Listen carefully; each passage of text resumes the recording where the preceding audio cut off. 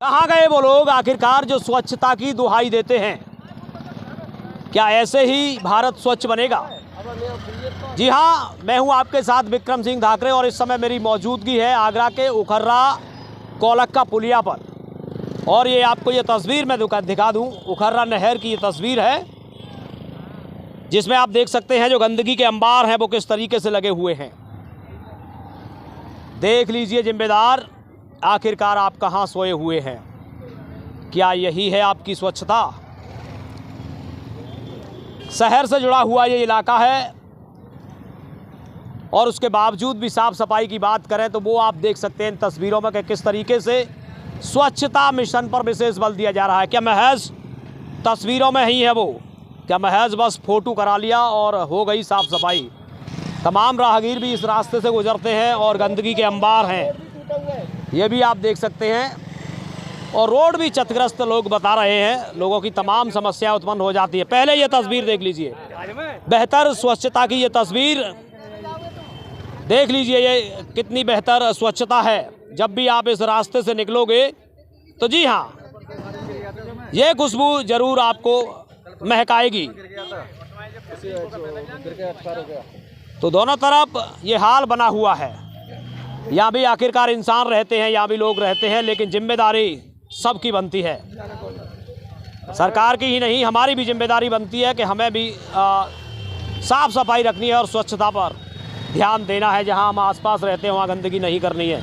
लेकिन जो जिम्मेदार हैं उनकी आखिरकार जिम्मेदारी क्या है? यहाँ के तमाम लोग हैं, मौजूद हैं, उनसे भी बातचीत करेंगे कि आखिरकार क्या यही स्वच्छता है। जी भाई साहब इधर आ जाइए। क्या शुभ नाम है? मेरा नाम है सुरजीत। सुरजीत जी, आप देख रहे हैं नहर में किस तरीके की गंदगी है और रोड पर भी ये गंदगी है, रोड किनारे। तो क्या कुछ कहेंगे? क्या लगता है जिम्मेदार कहाँ सोए हुए हैं? किनकी लापरवाही मानते हैं? ये गंदगी का अंबार है यहाँ पर। सफाई होनी चाहिए। यहाँ पर 15 दिन पहले एक आदमी मर गया था, यहाँ पे नहर में डला हुआ था।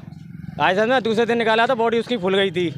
जब पता पड़ा, जब पुलिस आई, जब निकाल के ले गया उनको। तो ये जलकुंभी की वजह से हादसे भी होते रहते हैं? होते रहते हैं। ये तो कभी जिनावर गिर जाते हैं, कभी कुछ गिर जाता है इसके अंदर। किसकी लापरवाही मानते हैं कि ये सब सरकार की है भैया, क्या करे? नगर निगम की वो है और क्या है। कौन से वार्ड में ये एरिया आता है?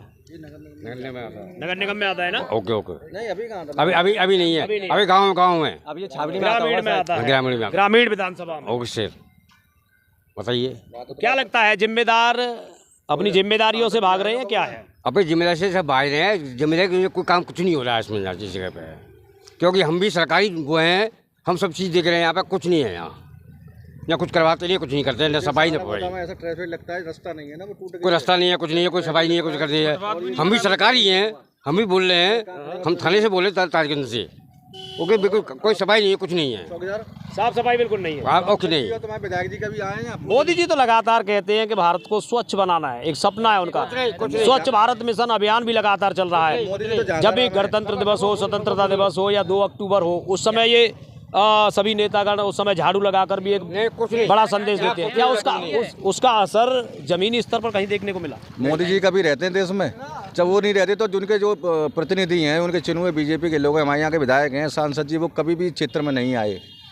वो सिर्फ वोट मांगने के टाइम पर आया। अब है ना, कुछ पिछली बार जो अभी प्रेजेंट में मेयर हैं, उनके यहाँ फोटो लगे थे, जिनकी सीट काटी गई थी, उनकी जगह पर बिवरियानी मौर्य विधायक हैं, जो कभी भी इस क्षेत्र में ये देखने के लिए नहीं आए कि यहाँ कितनी बड़ी जनसंख्या, यहाँ से रोज़ हज़ारों वाहन लोग यहाँ से गुजरते हैं। और चालक की टाइम पर इस जगह इतना ट्रैफिक जाम होता है कि 2-2, 3-3 घंटे लग जाते हैं, झगड़े हो जाते हैं। और यहाँ पर अभी कल परसों एक आदमी गिर के एक्सपायर हुआ, मौत हो गई है, लेकिन कोई सुनवाई नहीं है सफाई की। इसकी कोई ज़रूरत भी नहीं है। कब से नहीं इसकी सफाई हुई है? इसकी सफाई को कभी साल से ज़्यादा हो गई, 1 साल से ज़्यादा हो गई। वो भी सफाई होती है, काम चलाऊ होती है। ये जलकुंभी निकाली, कोई लच्छे से सफाई नहीं होती ढंग से हो। और तुम्हारे साहब, अगर इसको पाट दिया जाए तो क्या दिक्कत है? रोड किनारे ये यही है, कोई कूड़ा निस्तारण नहीं है, कुछ नहीं है, कुछ नहीं। बीमारियां फैल रही हैं, आप बैठ नहीं सकते शाम को यहाँ पे, इतने मच्छर होते हैं कि आप बैठ नहीं सकते बदबू की वजह से। इसकी जरूरत है क्या है? मुझे अंडरग्राउंड कर दिया जाए, क्या दिक्कत है? अंडरग्राउंड कर दो। कभी किसी जिम्मेदार को शिकायत दी, कभी अवगत कराया किसी को? हजारों बार लेकिन मैं प्रार्थना पत्र दिए, हजारों बार वहाँ जाके धरने दिए, नेताओं से मिले, प्रतिनिधि से मिले, हमारे साहब सांसद जी से मिले, उनसे कहा कि एक बार आइए। उन्होंने कभी इसकी सुध नहीं ली, कभी नहीं। बीजेपी के टाइम पे जितने भी प्रतिनिधि हैं वो कभी भी उसमें जाते ही नहीं हैं। ये तो उनका रिकॉर्ड है, यहाँ का नहीं, सब जगह का रिकॉर्ड है। वो कभी क्षेत्र में नहीं जाते, उनके जो विकास होते हैं वो ऊपर होते हैं। पैसे वालों के लिए, गरीब आदमी के लिए कोई विकास नहीं है। कहाँ पार्किंग करें, कहाँ विकास कागजों में है, कागजों में भी नहीं, सिर्फ बातों में। तो बातों में महज विकास है, ऐसा यहाँ के लोगों का मानना है। और ये ग्रामीण विधानसभा का ये क्षेत्र है जहाँ आप देख सकते हैं गंदगी के अंबार किस तरीके से है और लोग काफ़ी नाराज़ हैं। स्थानीय जो क्षेत्रीय यहाँ के जो जनप्रतिनिधि हैं, सांसद हों, विधायक हों, उनसे काफ़ी नाराज़ हैं लोग कि आखिरकार जिस तरीके से लोगों को ये परेशानियां झेलनी पड़ रही हैं। गंदगी के यहाँ पर अंबार हैं और मच्छर इसमें पनपते हैं, लोग यहाँ पर बीमार पड़ते हैं क्योंकि पूरा रिहायशी इलाका है, आबादी वाला इलाका है। यहाँ पर तमाम लोगों के रैन बसेरा हैं और तमाम राहगीर भी इस रास्ते से निकलते हैं। दुर्घटनाएं होती हैं और इसमें लोग हादसे के शिकार भी होते हैं। अभी कुछ दिन पहले भी यहाँ पर हादसा हुआ है। तो क्या मांग है यहाँ की? यहाँ की यही मांग है कि जो भी दैनिक चीज़ें हैं वो सुविधा मिलनी चाहिए सरकार के द्वारा आम आदमी को। जी, बड़े लोगों को तो कॉलोनियों में तो विकास होता है, लेकिन आम बस्तियां हैं, दलित बस्तियां, उनमें कोई विकास नहीं होता है। एक तो सबसे पहले यहाँ पर ट्रैफिक की व्यवस्था, ट्रैफिक का तो ये हाल है कि आए दिन यहाँ पर एक्सीडेंट होते रहते हैं, लोगों की डेथ होती रहती है। अभी एक लड़की की डेथ हुई है। ये फुटपाथ रोड तो बना दी है लेकिन इसके फुटपाथ नहीं बने अभी तक जी। ना तो देवी रोड के बने हुए हैं और ना ही कोलक्के के ये मार्ग वहाँ से आता है, रोहता वाली नहर से लेके घर्रा तक, इसका भी फुटपाथ अभी तक नहीं बना है। यदि फुटपाथ क्लियर हो जाए, बन जाए तो कहीं बन जाए तो बहुत ही सुविधा मिलेगी इसकी।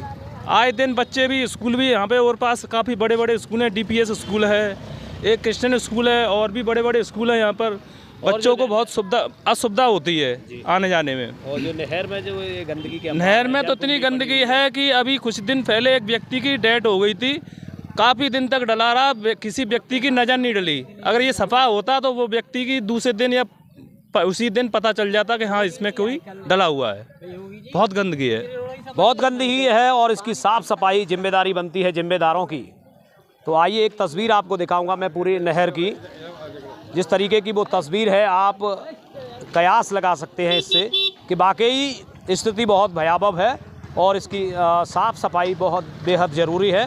हालांकि लोगों ने इस रोड का भी मुद्दा उठाया है कि इसके फुटपाथ क्लियर होने चाहिए, बनने चाहिए। ये देखिए किस तरीके से गंदगी के अंबार हैं, गंदगी से पटा हुआ ये उखर्रा नहर है। तो लोगों की गुहार है कि इसकी साफ़ सफाई समय समय पर बेहद ज़रूरी है। यदि साफ़ सफाई नहीं होती तो इसमें हादसे होते रहते हैं, व्यक्ति कभी गिर जाते हैं और जो पशु हैं वो भी गिर जाते हैं। तो पता नहीं चलता कहाँ पशु है और कहाँ पानी है, कहाँ जलकुंभी है।